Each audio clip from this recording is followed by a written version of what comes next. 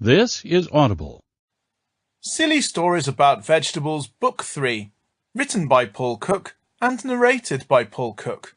Copyright 2018 by Paul Cook. A pod of peas. Fresh peas, straight from the pod, are a lovely thing, especially when blended with mint and eaten in a soup on a sunny afternoon with some crusty bread. Phoebe was 9 years old and would often go with her granddad to his allotment after school. Her granddad kept a pair of Phoebe's boots at the allotment in his shed and a little wheelbarrow for her to put weeds in. Phoebe loved going to the allotment because she enjoyed being outdoors and spending time with her granddad. He would always have a little snack for her to eat, and they would sit out on deck chairs if it was sunny and laugh about this and that. One afternoon, Phoebe's granddad decided to see if the peas that he was growing were ready for podding. He picked a pod from the pea plant, which was supported by some chicken wire, snapped the stem from the pod, and pulled the spine away from end to end. Phoebe could see 4 shiny green peas inside the open pod, and her granddad removed them and placed them in her hand. She put them in her mouth and thought that the sweet, fresh flavour was the nicest thing she had ever tasted. Phoebe and her granddad then sat on their deck chairs in the sun and ate a further 10 pea pods each. She picked one more pod and put it in her coat so that she could take it home and show it to her mum. When she got home, Phoebe forgot all about the pea pod in her pocket and went straight to bed because she was so tired after helping her granddad on the allotment. The next day, Phoebe went into town on the bus to meet up with some of her friends. She wore her coat with the pea pod still in the pocket, but took it off on the bus because the weather was very warm.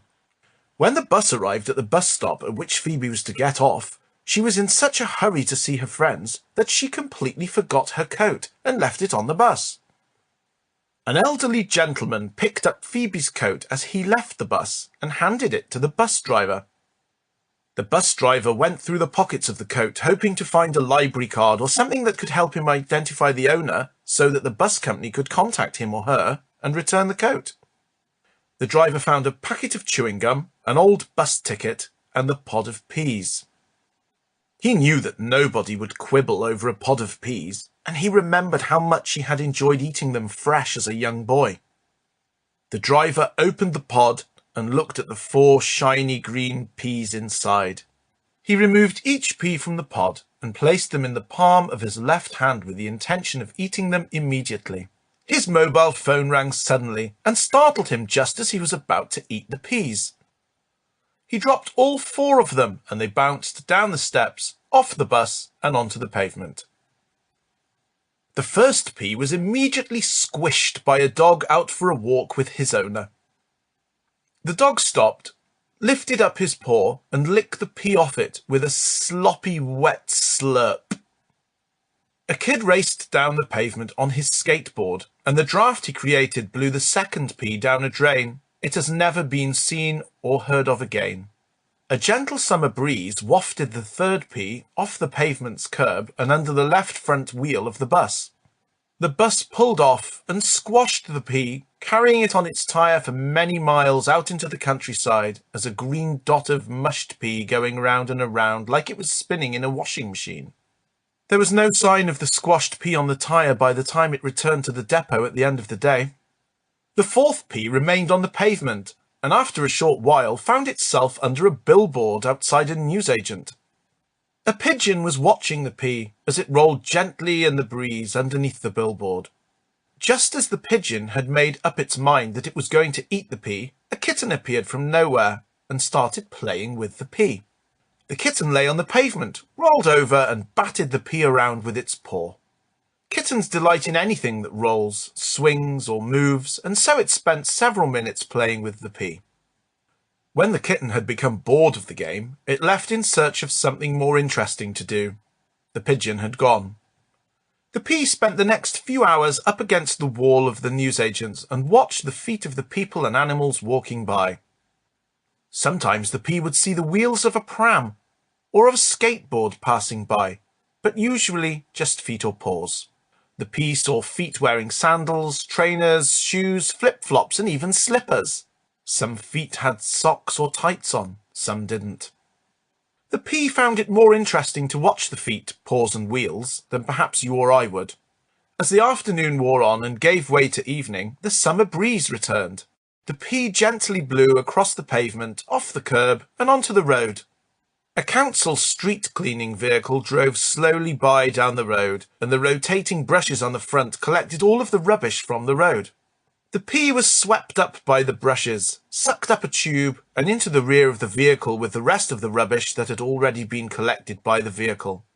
There were lollipop sticks, crisp packets, apple cores, and all manner of things in there. As the vehicle began to fill with rubbish, the P was slowly squished into a mushy green gunge.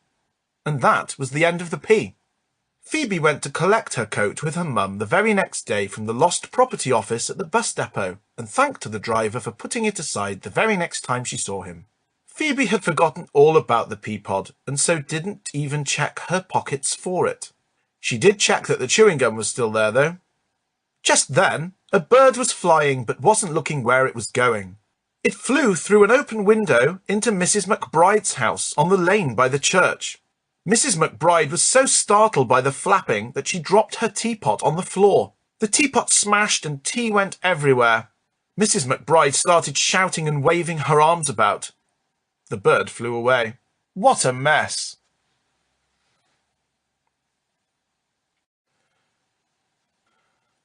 Martin's Nan always placed her dark blue teapot right in the middle of the table. His Nan had always put the teapot in the same place and reminded Martin not to touch it every time because it was hot. At 7 years old, Martin knew not to touch the teapot, but his Nan reminded him all the same. Martin loved watching the steam waft from the spout, and he enjoyed smelling the sweet, delicate fragrance of the brewing tea. It wasn't that he liked drinking tea. He didn't, but the smell reminded him of his Nan. One cold day in November, Martin had not enjoyed school. Some of the older boys liked to make fun of Martin because he was small and wore glasses. That particular morning they had kicked water from puddles at Martin's legs as he had walked through the yard on the way to his classroom. The water made Martin's trousers cold and wet, and so he started to cry. The older boys loved to see Martin cry, and so they started making fun of him even more. It took such a long time for the trousers to dry, and poor Martin sat through his first 2 lessons very cold and upset. Martin's teacher, Miss Bobkins, asked him why he was upset, but he didn't dare tell her who the boys were, in case they were even more horrible to him afterwards. As the children were leaving for morning break, Miss Bobkins called Martin back to speak to him. She told him that she knew who the boys were that had kicked water up his trousers earlier, and that they were bullying other boys too. She said that she would deal with them, and that they wouldn't bother him again. Martin was grateful to Miss Bobkins for helping him, but very worried that the boys would come after him because they would assume that he had told Miss Bobkins who they were, even though he hadn't. When Martin got home, he told his Nan about his day and the horrible boys. She told Martin not to worry, and that Miss Bobkins was a good teacher and very kind for helping him.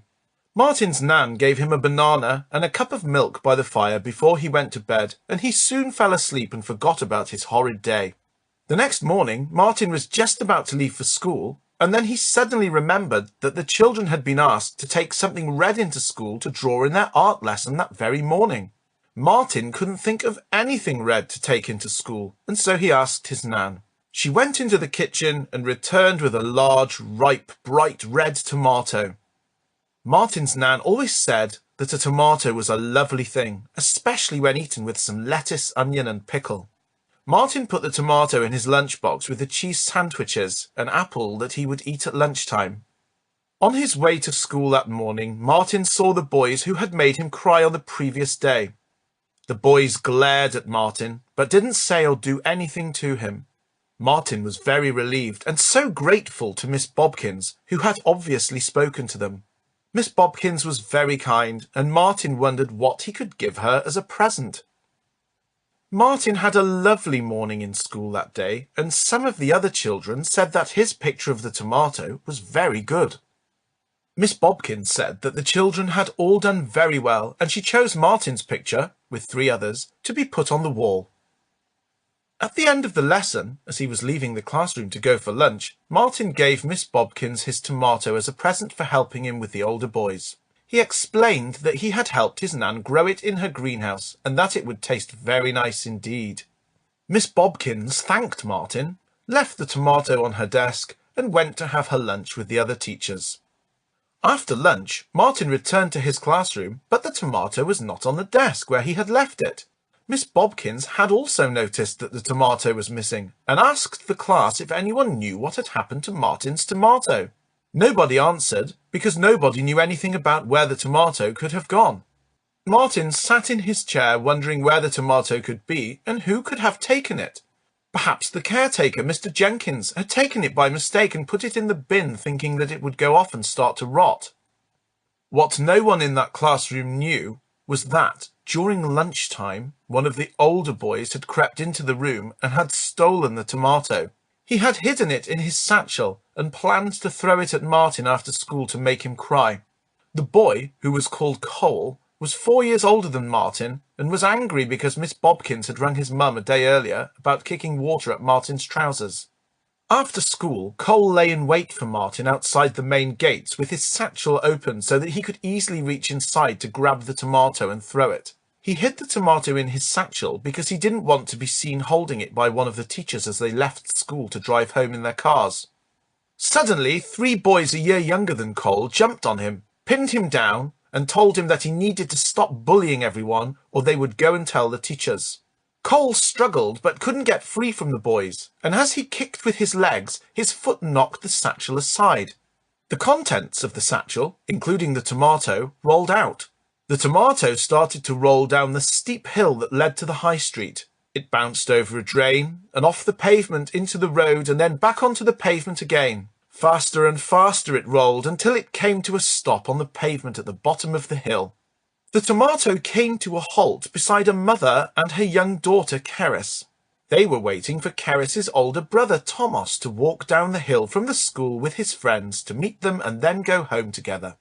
Keris was 2 years old and she waited for her 9-year-old brother, Thomas, with her mother every afternoon at 3 o'clock. Not that she knew the time, as she was too young to understand clocks.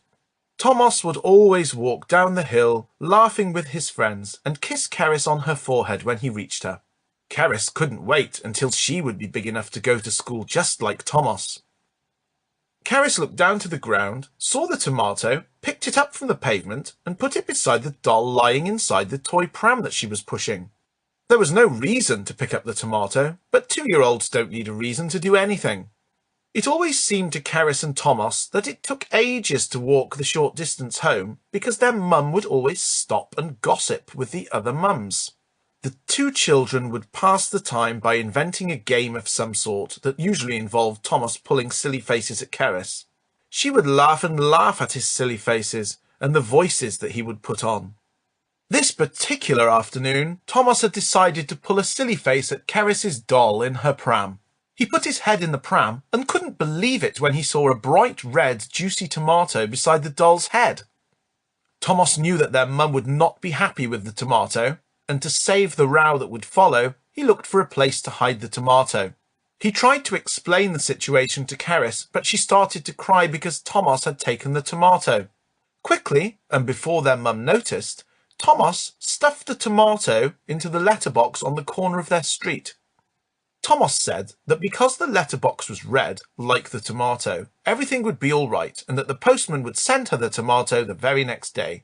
He hoped that Keris would forget all about it. The tomato spent all night in the letterbox alone with a load of letters and parcels. Some of them were business letters, some of them were birthday cards, and some of them were just boring old parcels with general stuff inside. In the morning, the postman came and emptied the letterbox and took the letters and parcels to the sorting office. He saw the tomato and put it in the pocket of his Royal Mail uniform. During his lunch break, the postman, who was called Terry, was eating his food with his mate Colin. Colin was eating cheese sandwiches and Terry was eating a turkey roll. Terry washed the tomato, chopped it into slices and shared it with Colin. They both enjoyed their lunch very much and were very happy that they had enjoyed such a juicy, ripe tomato with such a lovely flavour. The next morning, Martin's Nan gave him another tomato even bigger than the first one to give to Miss Bobkins. Martin gave the tomato to his teacher as soon as he arrived in the classroom. Miss Bobkins was very pleased and put the tomato in her bag. Meanwhile, a cow did a wee somewhere in a field up against a hedge. Yes, cow.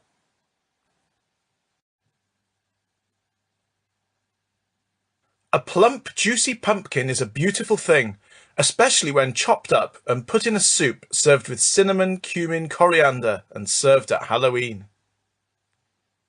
One morning in early October, a pumpkin was growing on the soil in a field somewhere in the middle of nowhere. This pumpkin was with lots of other pumpkins. All of the pumpkins growing in the field were more or less the same size, colour, weight, and shape. This particular pumpkin was large, fat, and orange, as most pumpkins are, and had a little stalk shooting from the top of its head. The farmer who owned the field grew pumpkins only once a year, and just for Halloween, which falls on the last day of October. It is traditional to buy a pumpkin for Halloween each year, carve out the middle, cut scary eyes and a mouth into one side of it, and place a lit candle inside. The pumpkin is then placed in the window on Halloween when it goes dark, so that anything scary will see it and not bother the house. Later that morning, the farmer and his two lads cut the stalks of all the pumpkins from the field. It took the three of them about an hour, as there were about 100 pumpkins, and they were so very large and very heavy. All of the pumpkins were laid out in rows beside a barn on the lane. When all the pumpkins were finally cut away from their stalks, one of the lads sprayed them all with a power hose to wash the soil and dirt off. The pumpkins were then loaded onto a trailer, which was coupled to a big green tractor, and then they were driven into town to the grocer's. The pumpkin that we are following in this particular story was placed right on top of the big pile of pumpkins on the back of the trailer. As the tractor transported the pumpkins into town, the pumpkins on top of the pile had the best view, and they could see the fields and trees, rivers and houses as they drove down the lanes. A cheeky robin landed on one of the pumpkins and hitched a ride for a while, as it obviously couldn't be bothered to fly and wanted a rest. Clever robin. It began to rain lightly, and all of the pumpkins were very clean by the time they reached the town, because the rainwater had washed off all of the soil on them that the farmer's lad had missed when he had sprayed them with his hose earlier that morning. The grocer was waiting for the tractor to arrive at his shop and was very cross with the farmer, who apparently was late. The grocer called out two of his assistants to help the farmer and his lads unload the pumpkins from the trailer and put them into some very large boxes. By the time all of the pumpkins had been unloaded, there were 5 enormous boxes full of pumpkins. The farmer didn't know how the grocer expected to sell them all, but he knew that he would, because the kids from the town and surrounding villages always came to this shop to buy their pumpkins for Halloween every year. The grocer made his assistants put the boxes in various places around his shop. One box was placed outside on the pavement. Many people came into the grocer's over the next few days, people who didn't usually come into the shop, but who came in just to buy the grocer's pumpkins at Halloween. Some of the shoppers were adults on their own, who were stopping off on their way home from work to buy a pumpkin for their house. Some shoppers were kids who would take ages hunting for the largest pumpkin and comparing their ideas about where to carve the eyes or how many teeth the mouths would have. However, most people who came into the grocer's to buy a pumpkin were parents with their children. By the end of the first day, 2 boxes had been completely emptied of pumpkins. By the end of the second day, all of the pumpkins in the 3rd box had been bought, and so had half of the pumpkins in the 4th and 5th box. The grocer was very pleased with how well the pumpkins had sold, and he couldn't remember a year when he had sold so many so quickly. When the shop had closed, he moved all of the pumpkins from the 4th box and put them in with the pumpkins in the 5th box. He threw the 4th box out the back with the other 3 now empty boxes for the dustbin men to come and take away the following day. The grocer knew that he would probably not have any pumpkins left by the end of the next day because it would be Halloween, and nobody ever bought a pumpkin after that. The next morning was the 31st and final day of October. Halloween. Shortly after the grocer had opened the shop, many people had come in to buy a pumpkin, and by 10 o'clock only one was left. Our pumpkin. The pumpkin about which this story is about. So far that morning, the grocer had sold only one bunch of bananas, but 17 pumpkins. At 3 minutes past 10 o'clock, a little boy strolled into the grocer's with his mum. Matthew, the boy, was 6 years old, and he had made up his mind that this year his house would have the scariest pumpkin in the window to make sure no witches came to get him. Many little boys are scared of witches. Matthew's dad had been to the local supermarket and to the supermarket in the next town and the town along from that, but he had not been able to buy a single pumpkin as they all had been sold. Matthew's mum knew how disappointed he would be if a pumpkin couldn't be found because Matthew was a good boy and it was her fault that she hadn't thought to buy a pumpkin earlier in the week. 10 minutes before, Matthew's mum had bundled him into the back of her car and driven rather too fast to the town, parked on the high street and dragged Matthew to the grocer's in the hope that there might still be some pumpkins unsold. As soon as Matthew and his mum entered the shop, the grocer knew what they wanted. The grocer picked up the last pumpkin out of the box and handed it to Matthew's mum, who paid for it, thanked the grocer, and was very, very relieved. She rang Matthew's dad to tell him to come home and that, thank goodness, they had found and bought a pumpkin. The grocer smiled and told Matthew what a lucky boy he was, because this was probably the last pumpkin anywhere in the county, and probably all England, that hadn't been sold by now. Matthew couldn't believe his luck, and he felt so pleased that he smiled as he travelled back to his house in the car. When Matthew arrived home, he tried to lift the pumpkin out of the boot, but he couldn't lift it because it was so heavy. Matthew's dad was already home after his wild goose chase around the supermarkets, and so he carried the pumpkin inside. Matthew's mum washed the pumpkin, even though it was already clean. She laid out some newspaper on the kitchen table and placed the pumpkin on it. Matthew traced a line around the top of the pumpkin, and his dad drew a line with a pencil where Matthew's finger had gone. Once the line was a complete circle, Matthew's dad took a carving knife, cut all the way around the pumpkin along the line and removed the top of it. Matthew looked down inside the pumpkin and couldn't believe how many seeds and strands there were. He thought it would be empty. His dad cut away many of the strands from the flesh of the pumpkin and then gave Matthew a serving spoon so that he could start hollowing it out. It took Matthew a long time to remove all of the seeds and strands, in fact, most of the morning. His arms and shoulders ached with the effort, but he was very pleased with himself. Matthew's dad removed the flesh around the inside of the pumpkin and put it in a bowl. Matthew drew 2 eyes, a small triangular nose, and a mouth with jagged teeth with a pencil. His dad cut away the flesh of the pumpkin where Matthew had drawn, and everyone was pleased with how scary the pumpkin looked. By the time all of the pumpkin preparation had finished, it was lunchtime. Matthew's mum had made a soup from the flesh of the pumpkin. Matthew and his dad enjoyed it so much that they had 2 bowls each. Later that day, when it was dark, Matthew put a candle in the pumpkin, and his mum lit it. Matthew couldn't believe how scary the pumpkin looked, and he was certain that no witches or ghouls would be bothering his house that night. The next morning, a lady and 2 gentlemen knocked on the front door of Matthew's house. They explained that they were from the local parish council. Matthew's mum knew them. Each Halloween, the parish council held a competition to see who could have the scariest pumpkin. Last night they had walked around the village looking in the windows of houses to find the scariest pumpkin, and they had all agreed that Matthew's pumpkin was the winner. They gave Matthew a book token for £10 as a prize and took a photo of him standing beside his pumpkin, which they put in the parish magazine the following month. Matthew had enjoyed Halloween so much and gave his mum and dad a long cuddle. Everyone was so pleased that Matthew's mum took them out for supper at the local pub.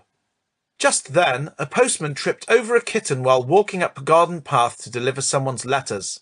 He fell head first into a pond and a fish nibbled his ear. He was soaking and had to go home and change. Oh dear, the end. Silly Stories About Vegetables, Book 3, was written by Paul Cook and read by Paul Cook. Copyright 2018 by Paul Cook. Audible hopes you have enjoyed this program.